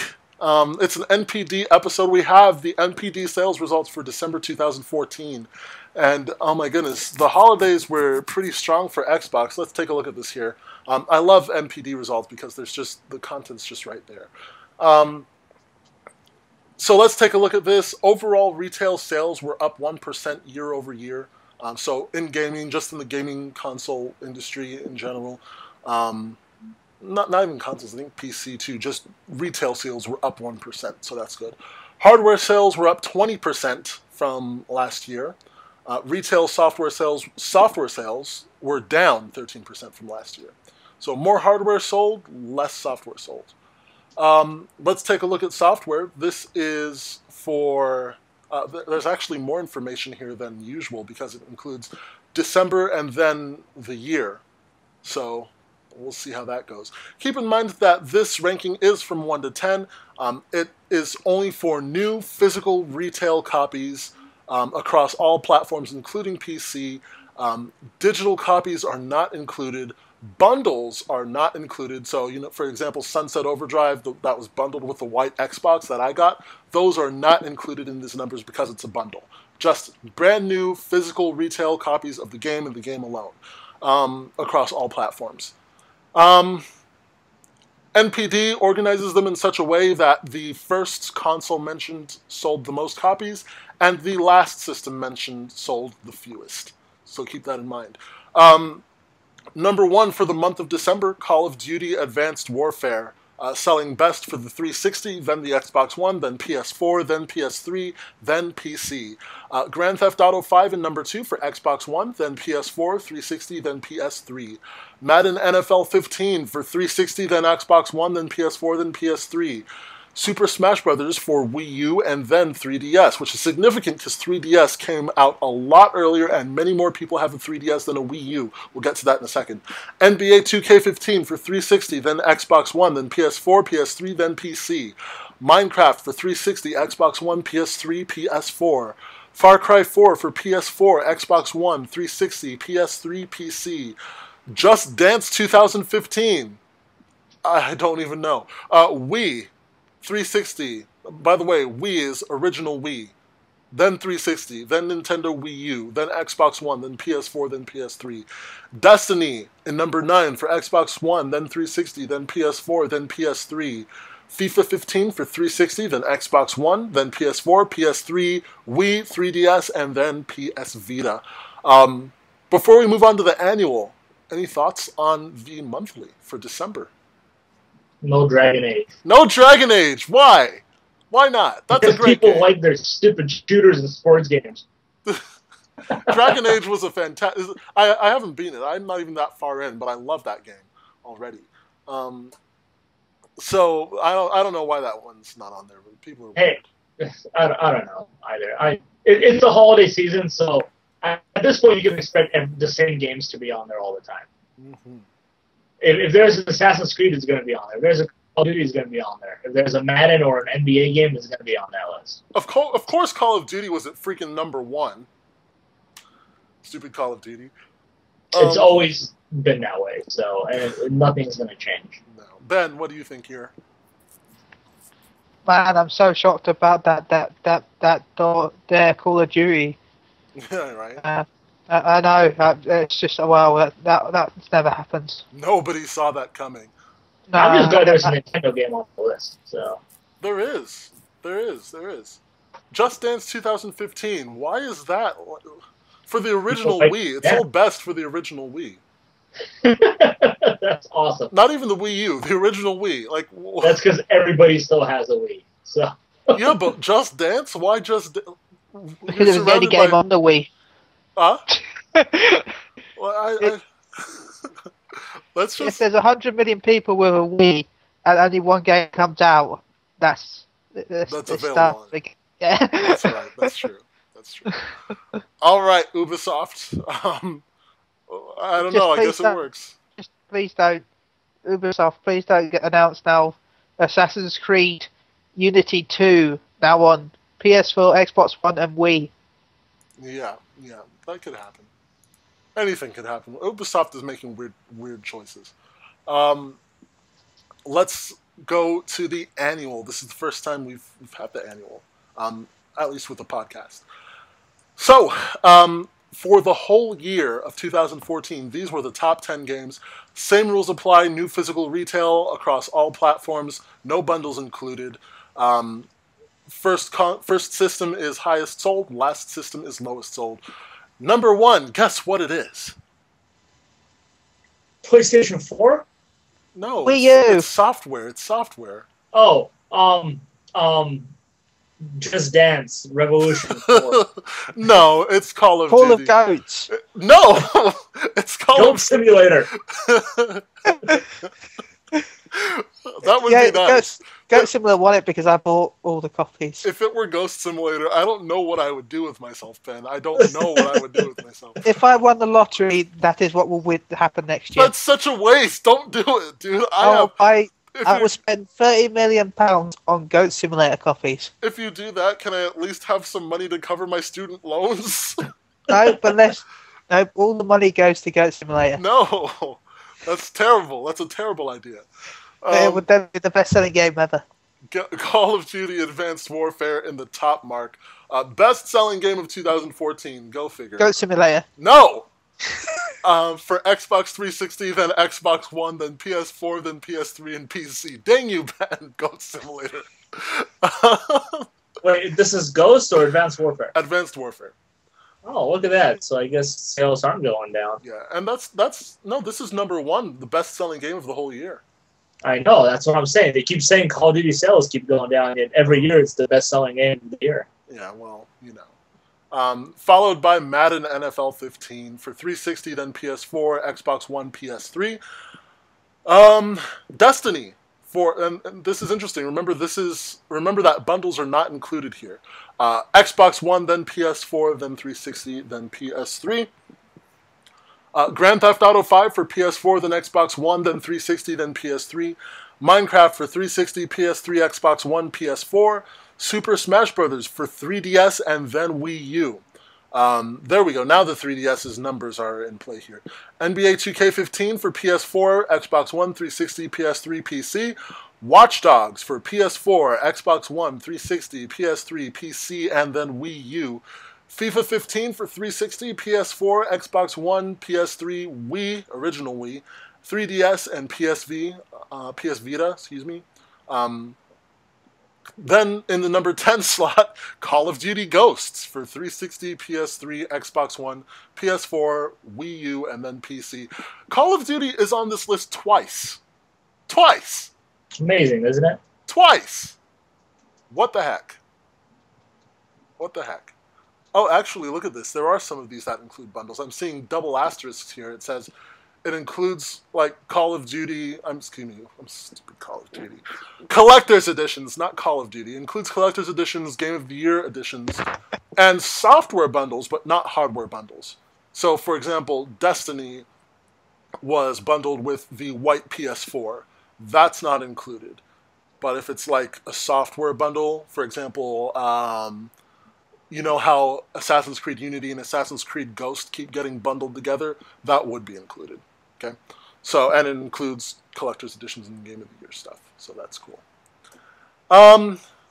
Any comments on the top 10 games of 2014? Not necessarily. I think some of these games I kind of expected to be on there, especially the Call of Duties, the Madden. I expected to be on there.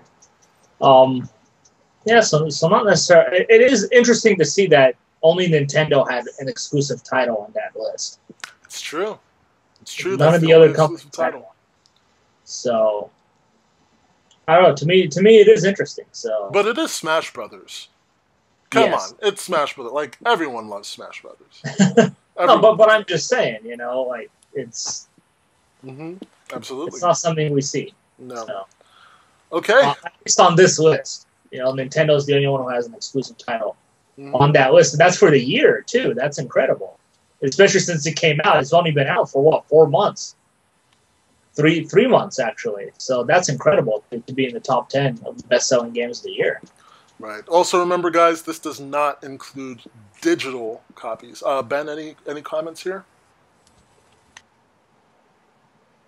I will take that as a no. Where'd you go, Ben? Just was pressing the mute button. Oh, there you are. Okay. Any comments there? No comments. All right.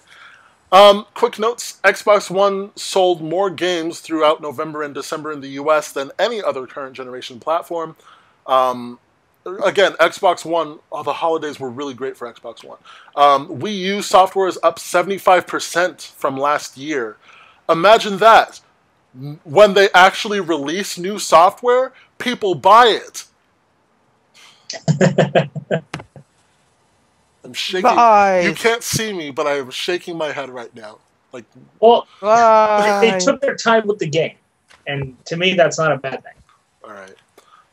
Mario Kart 8 limited 1.7 million. That's physical and digital. Super Smash Bros. For Wii U, 1.3 million physical and digital. Super Smash Bros. For 3DS, 2 million physical and digital. And Pokemon Omega Ruby and Alpha Sapphire, 2.6 million physical and digital. In 2014, 16 3DS titles sold at least 250,000 units. Of those, 8 sold more than 500,000 units, and 3 sold over 1 million. In 2014, the top 15 best-selling handheld titles were all released on the 3DS family of systems. Xbox One was the best-selling platform in 2015. No, In December, not in 2015. Best-selling platform in December 2015. Between the Xbox One and the PS4 combined, 2.33 million units were sold. After 14 months on the market, cumulative sales of both the PS4 and the Xbox One beats the 360 and PS3 14-month total by 65%. So the new generation is whooping the previous generation by 65%, is what that means. Awesome. Over the whole year of 2004, oh, one more, best month ever for the Wii U, December 2015. 2014 was the best-selling console for 2014 as a whole. Wii U hardware sales are up 29% over how they were in 2013. Amiibos, a little under 2.6 million units have sold. That's incredible. That is incredible. NPD says it's a 70% attach rate to the Wii U. And now that the new 3DS is out, and that supports Amiibo, well, that's just going to get even bigger. I wouldn't be surprised if 50. I would be actually surprised if 50% of the people who bought an Amiibo don't have a Wii U. Yeah, to be honest, they look like little desk toys. Like, you can just buy little collectible figurines and just line your desk with them, you know? Exactly. I want a few, and mine are all still in their package. What's that, Ben? I mean, Gary? I said mine are still in the package. I've only opened one of them. Oh, you have some? Yes, I have. Well, I have all the ones I could have gotten in the first wave. Oh, okay. And what were you saying, Ben? I want to buy one, even though I don't have a Wii U.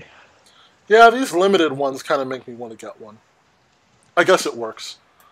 Yeah. Who cares if you can't use it? I just want it for the looks. Yeah.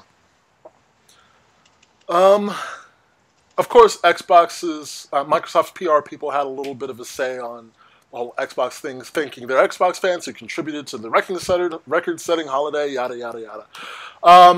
Little statistics for Xbox: the 360 became the best-selling 7th-generation console of all time in the U.S. In 2014, you know, Microsoft likes to do their stupid little statistics thing, like that has no bearing on anything whatsoever. This is one of them. In 2014, users logged nearly 8 billion hours in apps across 360 and Xbox One, which is a 50% increase from time spent in 2013. Xbox One, best-selling console for November and December, so Xbox has a little streak of its own. Let's see what they can do for January. They outpaced the 360 by 50% at the same point in its life cycle, so that's good. November 24 to January 3, fans spent more time playing on Xbox than ever before at any point in the history of Xbox. More people on Xbox between November 24, 2014 to January 3, 2015 than any point in Xbox history. I'm sorry, that's pretty fantastic. The console, I've said it before, the console industry is alive and well. Do not fret. If the console industry had not improved, had it not adapted and changed as it has right now, then yes, there would definitely be fear. But because it is so adaptable, no one has anything to fear. This industry is alive. Halo 5 Guardians multiplayer beta, 18 million games have been played. And this is just the beta, so that's pretty cool. Sony's PR, top-selling console in the US, fastest-selling console in PlayStation history, 18.5 million units sold after just 14 months on the market. Sony says it's humbled by the success and wants to thank gamers worldwide for helping them achieve holiday sales, just the holidays, of more than 4.1 million across 123 countries and regions. That's fantastic for Sony. Nintendo's PR, new benchmarks for the Wii U in hardware and software sales in a single month in December.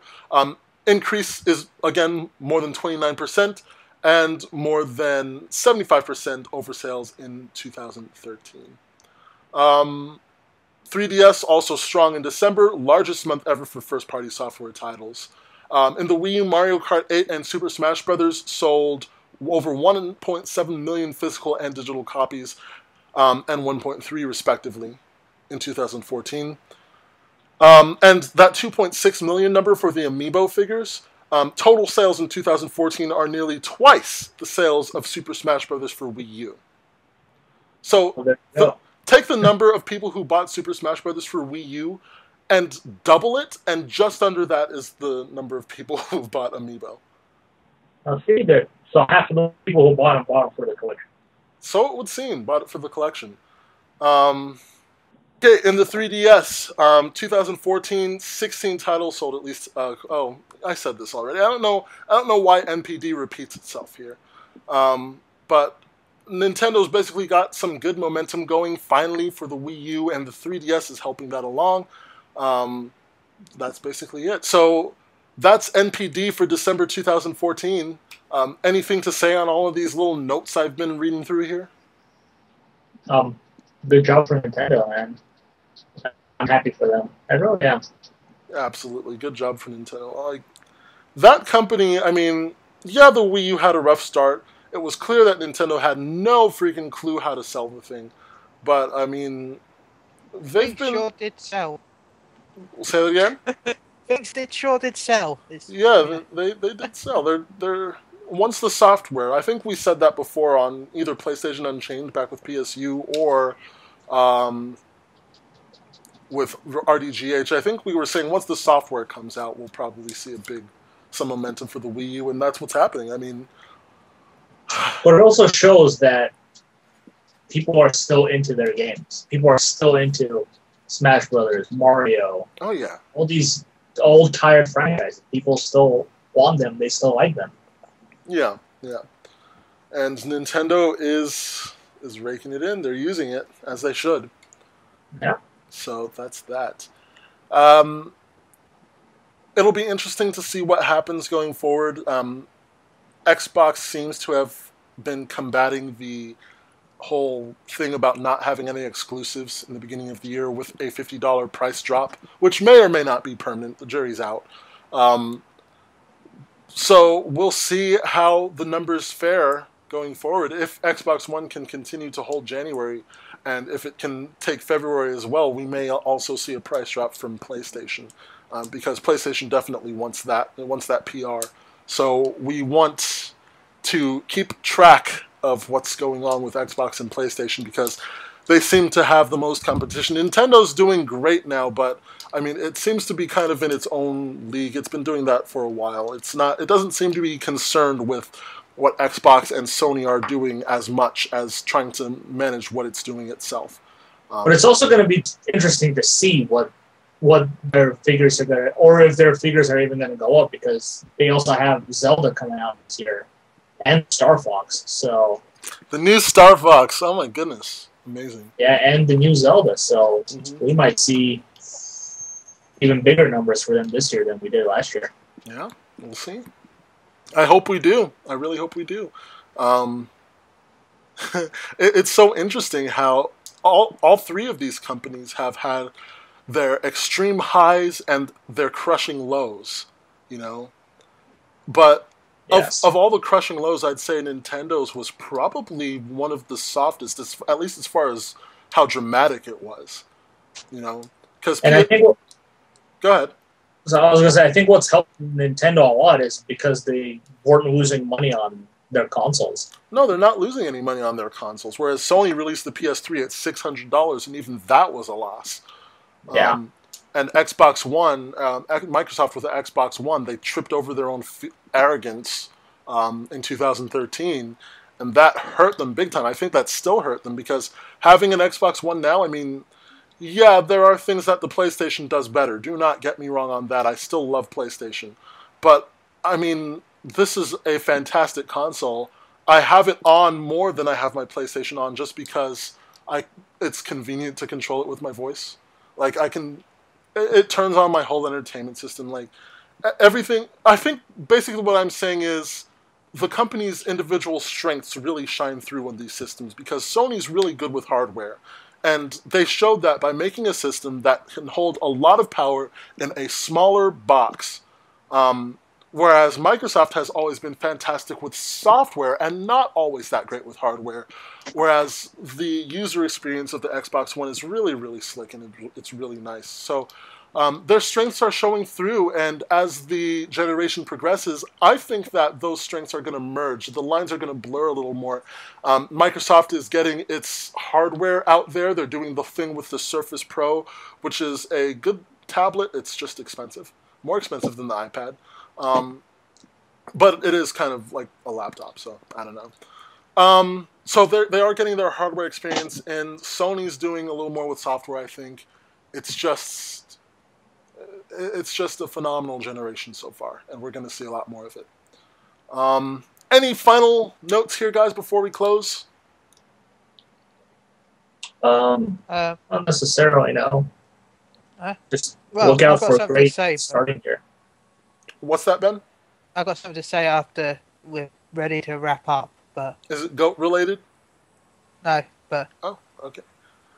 My cat just decided to come sit with me and watch me, so this... You can't hear him, but he's sitting with me. His name is Blaze, my little kitten here. I have 2 kittens.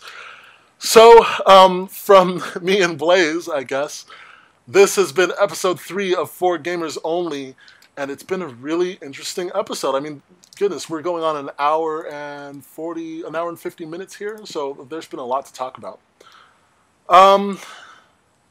Let's see. Yeah, that's it. Don't forget to tweet us on Twitter, of course, at 4G Only. Yes, that makes us sound like a cell phone company. At number 4, letter GONLY. Tweet us with your thoughts, your discussions. Respond to our tweets. We tweet stuff too, and we have a lot of fun doing it. Also, you can email us at... I was thinking of a service, but it's email. Our email address right now is 4gocast@gmail.com. 4gocast@gmail.com. If you want to contact us personally, you absolutely may. How do they do that, Ben? You can contact me at Chili_UK on Twitter, Chili on PSN. I've been taken at hotmail.com on Hotmail, Ben.Shillabeer-Hall at PSU.com. So yeah, all the ways. Okay. Gary. You can reach me on Twitter at Gaglaush, that's GAGLAUSH, or you can email me at gaglaush@gmail.com or at my PSU email. Wait. Oh, wait, never mind. I was about to say, let me guess, Gaglaush, and then I realized that's your PSU email, so no, it's not. My PSU at Garri, that's GARRI at PSU.com. Okay, there we go. If you want to contact me, it's on Twitter at GoGlenn_, at GOGLENN_. I may be taking a hiatus. No, I'm definitely taking a hiatus from PSU. I don't know how long it'll be. I'm just super burned out from college, and I need a break without kind of the pressure of wanting to write something and not being able to. So I'm going to be taking a break from PSU. But find me on Twitter or email 4gocast@gmail, and you will reach me. With that, guys, we're done with episode 3 of 4. Remember, I have that weird news I wanted to talk about. Oh, what's that? Microsoft also had some other news this year that might be a bit different. Warning, this is a bit disgusting, but it is still news. Bill Gates has funded a new machine. Have you guys heard of it? It's called I think it was called the Omniprocessor. What? What is it? Basically, it turns poop into clean drinking water. Oh. That's going to have a stigma against it. That is absolutely going to have a stigma against it. Basically, that is genius. What's that, Gary? I said that's genius. It is genius. Yeah. Basically, what happens is you pour the poop in from the front. The machine heats it up really hot, so steam comes out. The steam comes out the top and gets condensed and purified and goes to the other side of the machine. Oh, so it just distills it. Yeah. Okay. But the poop that also comes out the other side, the burning turns the burning effect. The steam also powers a generator, which powers the machine and creates extra electricity as well. So let me get this straight real quick. Before I know you're going to say something else, but let me get this straight. This thing not only, that was me getting a text message, by the way. This thing not only purifies drinking water, but it is self-powered and also generates other electricity. Yes. I'm amazed. I'm already amazed, but continue. And it also produces ash, which can be used for other things as well. I mean, I don't know exactly what the ash is used for, but it says you can also use the ash. So. Let me just say that I really, really, really hope this succeeds, because that is, oh my, like that's amazing. Like that's human waste, and I say that I hope it succeeds because I know that Any waste works. Anyways, I know that the whole idea of getting drinking water from waste is going to have a thing against it. Like, people are going to be like, ew, that's gross, I don't want to do anything with that, I don't want to drink it, because I have in my head this idea of where it comes from. And that's what worries me with this product. But, I mean, if you can give that to the cities, if you can do that, like a new way of treating sewage of sewage treatment, I mean, I'm sorry, that's super efficient. That's really, really good technology. I'm excited for this. Yeah, so yeah. And they showed it off by Bill Gates drinking some of it. Oh, okay. Well, there you go. Yeah, so they're going to have trouble. That's what they're going to have trouble with. They're going to have trouble convincing people to drink it. But if that's still pretty revolutionary, because there's other stuff you can do with it besides drink it. Yeah. Oh, yeah. Like, they should just have Bill Gates solve our problems from this point on. So he's not making it, though. He's funding it. So do you know who's behind it? I can't remember. I can't remember. Sorry. I know it wasn't a big company. It was just some people that had thought of the idea, and Bill Gates said, "Yeah, that sounds good." It's called the Omni Processor. I think something like that. Yeah, it turns feces into drinking water. There you go. There is an article about it on gatesnotes.com, GATESNOTES. Just Google Omni Processor, and you'll find it. I'm going to look at this video a little bit. I'm sorry, that's some of the best technology I've heard of today. Like that's going to be extremely useful going forward to cities, to people. That's fantastic. But anyway. Yeah, I thought you'd like to know about that. I do. I'm glad you told me about that. Okay. So, that is it for episode 3. My mind is blown. That's amazing. Contact us in all of those ways. Our music this week comes from Overclocked Remix. We've got some new stuff up there. It's drum and bass week, apparently. The intro is called Born from the Ashes. It's from Pokemon X. And it was remixed by Timaeus Smith, who goes by Timaeus222 on OC Remix. That's probably not actually how you pronounce Timaeus. I don't know. The outro is called Times Like These, and it's from Pokemon Mystery Dungeon Red Rescue Team, the 2005 game from Game Boy Advance. It's apparently Pokemon Week 2. How about that? You can download these songs and many more amazing video game remixes in full and for free. Just go to ocremix.org. That's ocremix.org, not.com. And with that, we're done. Guys, tune in next week for episode 4 of 4 Gamers Only, a month strong, and we're looking forward to it. Until then, we wish you a great week, and we wish you great gaming. And don't forget those 4 goats on top. On top? On top? What? 4 goats on top. On top of what? I'm afraid that... On top of what? Believe in Gary, that's all that matters. They're just on top. I have to go. Bye. See you next week.